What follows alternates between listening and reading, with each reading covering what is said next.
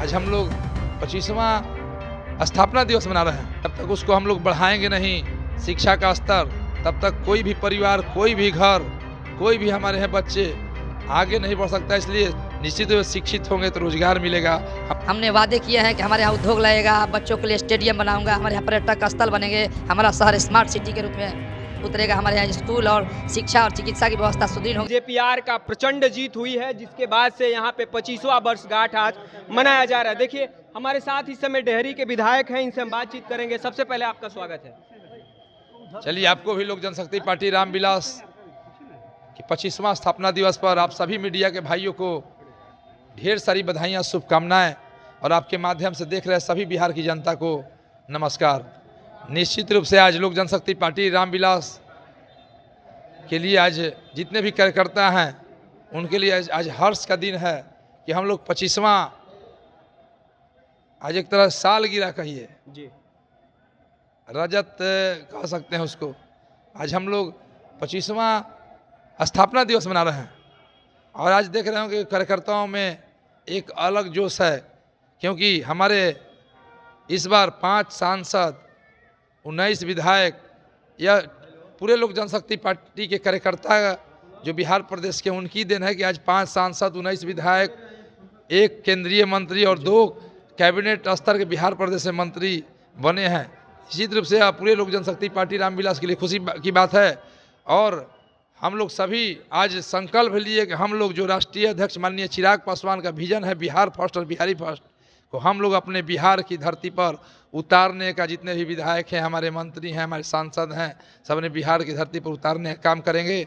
और निश्चित रूप से बिहार, विकसित बिहार में हम लोग सबका योगदान एक महत्वपूर्ण होगा। अच्छा, देखा जाए कि विधानसभा की जब बात आती है तो विधानसभा का पहला मुद्दा होता है शिक्षा, दूसरा रोजगार, तीसरा चिकित्सा। इन पे आप किस तरह से काम करिएगा? निश्चित रूप से बिहार प्रदेश में शिक्षा ऐसा चीज़ है जी, जब तक उसको हम लोग बढ़ाएंगे नहीं शिक्षा का स्तर, तब तक कोई भी परिवार, कोई भी घर, कोई भी हमारे यहाँ बच्चे आगे नहीं बढ़ सकता। इसलिए सर्वप्रथम हम लोग शिक्षा में निश्चित रूप जो भी हमारे विद्यालय हैं उसको हम लोग सुदृढ़ करने का काम करेंगे कि हमारे यहाँ जो भी हमारे विधायक हैं, हम लोग खुद अपने स्तर से अपने अपने क्षेत्रों में विद्यालय तक को भी अल्टीमेटम दे दिए कि हमारे यहाँ शिक्षा स्तर में हम लोग कोई कोताही मंजूर नहीं कर सकते हैं। हमारे बच्चों के साथ कोई भी आप शिक्षा में लापरवाही बरती नहीं जाएगी। निश्चित रूप से हम लोग चाहेंगे कि हमारा विद्यालय हाईटेक बने, हमारे बच्चे पढ़े लिखें और अपना रोजगार खुद ढूंढ लें, क्योंकि हम लोग रोजगार में भी, क्योंकि शिक्षा जब पढ़ेंगे तभी उनको रोजगार मिलेगा। इसलिए हमारे बच्चे को या हमारे बहनें हों, भाई बहन, सबको पढ़ने की जरूरत है। हम लोग जितने भी अभिभावक हैं अपने बच्चों को निश्चित रूप से विद्यालय तक भेजें। जहाँ कोई भी कठिनाई आती है हम लोग निरंतर दिन रात 24 घंटे शिक्षा के लिए खड़े हैं। उसके बाद चिकित्सा दूसरा चीज़ है, क्योंकि चिकित्सा और शिक्षा ऐसा चीज़ है वहाँ सभी वर्ग के लोग, सभी परिवार के लोग विद्यालय भी जाते हैं और चिकित्सालय भी जाते हैं। तो निश्चित रूप से चिकित्सा पर भी हम लोग को निरंतर ध्यान है कि चिकित्सा में हमारी जो भी अस्पताल में, जो सरकारी अस्पताल हमारे सरकार के द्वारा संचालित है, उसमें क्या कमियां हैं हम लोग उसको देखने का काम कर रहे हैं। वहाँ भी हम लोग अपने अपने क्षेत्रों में अल्टीमेटम दें, जो आपके यहाँ सुविधा की कमी हम लोग को बताने का काम करें। अगर सुविधा आ रही है तो हो क्यों नहीं रही है, उस पर भी निरंतर हम लोग देखने का कार्य करें। निश्चित रूप से आगे आने दिनों में देखिएगा हम लोग जितने भी लोक जनशक्ति पार्टी के जितने भी विधायक हैं, मंत्री हैं, हम लोग अपने यहाँ शिक्षा का जो भी केंद्र है हमारा सरकारी स्तर पर जो चल रहे हैं और जो भी चिकित्सा केंद्र चल रहे हैं हम लोग अपने अपने क्षेत्र में निश्चित रूप से आगे बढ़ाने का काम करेंगे। उसके बाद निश्चित रूप से शिक्षित होंगे तो रोजगार मिलेगा। हमारे यहाँ हमारे नेता भी लगे हैं, उद्योग लगे। हम लोग बाहर से उद्योगपतियों को अपने बिहार प्रदेश में बुला रहे हैं, हम लोग उद्योग लगेगा। निश्चित रूप से जो 1 करोड़ रोजगार देने की सरकार की बात है, हम लोग उस पर भी काम करेंगे। हमारे यहाँ युवाओं को रोजगार मिले। हमारे यहाँ जो कृषि में, जो हमारा कृषि प्रधान क्षेत्र है, हमारे जो किसान भाई हैं उनको अच्छी उर्वरक मिले, उन्हें अच्छी फसल मिले, उद्योग लगे ताकि वो अपना फसल उस उद्योग में बेचें, उनको अच्छा मूल्य मिले। और हमारे जो भी व्यापारी हैं, हमारा शहर है हाईटेक बने।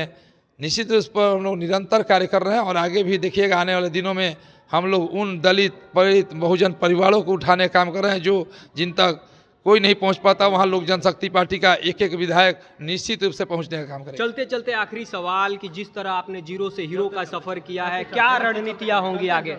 निश्चित रूप से मैं डेहरी विधानसभा की देवतुल्य जनता को मैं अपने तरफ से चरण स्पर्श करता हूं। मैं उनका पूरा ऋणी हूं, क्योंकि मेरी जनता चुनाव लड़ रही थी। आप हमारे क्षेत्र में अगर गए होंगे तो देखे होंगे, कोई नेता चुनाव नहीं लड़े, लेकिन हमारी जनता सारी सोनू सिंह के लिए चुनाव लड़ी। निश्चित रूप से उन्होंने जो हमने वादे किए हैं कि हमारे यहाँ उद्योग लगेगा, बच्चों के लिए स्टेडियम बनाऊंगा, हमारे यहाँ पर्यटक स्थल बनेंगे, हमारा शहर स्मार्ट सिटी के रूप में उतरेगा, हमारे यहाँ स्कूल और शिक्षा और चिकित्सा की व्यवस्था सुदृढ़ होगी, निश्चित रूप से भाई पूरा करेगा। और राष्ट्रीय अध्यक्ष माननीय चिराग पासवान का बिहार फर्स्ट और बिहारी फर्स्ट हमारे डेहरी विधानसभा में उतरेगा। आगे आने वाले दिनों में निश्चित रूप से हमारे डेहरी विधानसभा की जनता ही नहीं, पूरे मैं शाहबाद क्षेत्र का एक बेटा भी हूँ और मैं उस विधानसभा से आता हूँ कि अपने जीवन काल में कभी एनडीए का कोई विधायक मैंने नहीं देखा। मेन चुनाव में कभी मैंने एनडीए का विधायक नहीं देखा और वहाँ की जनता हमको चुनकर इस मानसा से भेजिए कि हमारे ऊपर उनकी एक क्षेत्र की प्रगति को रूप में देखा जा रहा है। तो निश्चित रूप से अब भाई विधानसभा में बोलने का काम करेगा, हमारे क्षेत्र की प्रगति और विकास आगे बढ़े। चलिए, बहुत बहुत धन्यवाद। तो ये थे डेहरी के विधायक जिन्होंने साफ तौर पे कहा है कि इस बार जो मैं चुनाव लड़ा हूं वो मैं नहीं, वहां की डेहरी की जनता लड़ी है। आपका इस वीडियो पे क्या कुछ कहना है कमेंट बॉक्स में बताएं और देखते रहें सच एक्सप्रेस। तब तक के लिए धन्यवाद।